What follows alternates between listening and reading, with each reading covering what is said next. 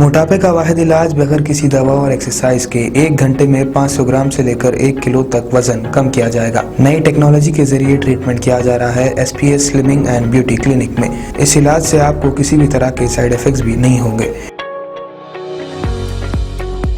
Colour improvement, pimples और dark circles के लिए भी आप आ सकते हैं SPS slimming and beauty clinic, Hyderabad, Abids beside Agarwala sweet house. Screen पर दिए गए नंबर्स पर कॉन्टैक्ट करें।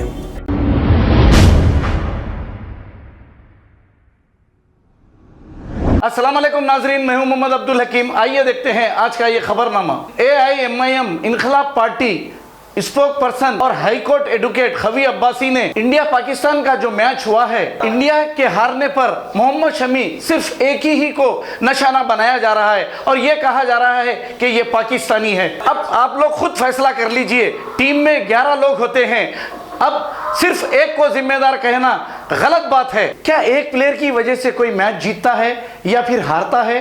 सारी जिम्मेदारी मोहम्मद शमी पर ही क्यों? क्योंकि वो एक मुसलमान है। अब यहाँ की तासुबियत इतनी बढ़ गई है कि उसे पाकिस्तानी कहा जा रहा है।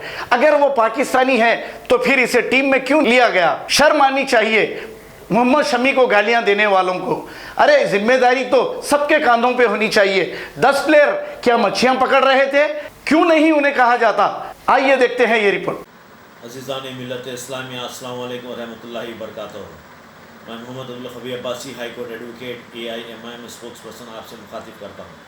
जैसे कि आप लोग जानते हैं, हाल ही में हिंदुस्तान ने पाकिस्तान से क्रिकेट मैच में हार गया और इसमें मोहम्मद शमी को जो है सो कसूरवार खड़ा करा जा रहा है।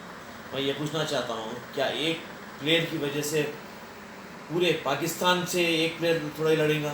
11 प्लेयर होते हैं टीम में, 10 प्लेयर क्या कर रहे थे? 10 प्लेयर्स के हाथ में क्या चूड़ियाँ थी क्या? जो एक मुसलमान को टारगेट बनाया जा रहा है, जैसे आर्यन खान को टारगेट बनाया गया, मोहम्मद शमी को टारगेट बनाया जा रहा है।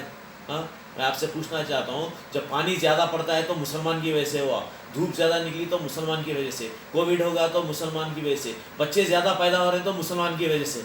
आखिर कब तक मुसलमानों के पीछे रहेंगे? बीजेपी, RSS के दल्लालों, बुज़दिलों, खाली जो है सब मुसलमान मुसलमान बोलते हुए आखिरी सांस तक मुसलमान के पीछे तुम बोलते बोलते मर जाएंगे। कब तक आखिर ये? हाँ, मैं मुसलमानों से अपील कर रहा हूँ कि देखिए, आज के हालात जो हो चुके हैं, कम्युनल हालात हो चुके हैं। एक प्लेटफॉर्म पे आने की ज़रूरत है। आप लोगों को मैं चीख के बोल रहा हूँ कि एक प्लेटफॉर्म पे आइए, यूनाइटेड हो जाइए आप।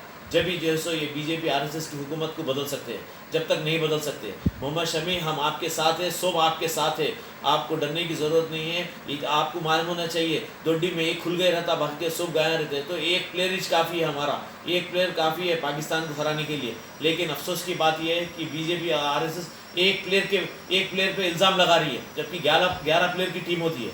10 प्लेयर क्या कर रहे थे? कि हाथों में चूड़ियाँ पहन के बैठे थे, हारे थे के?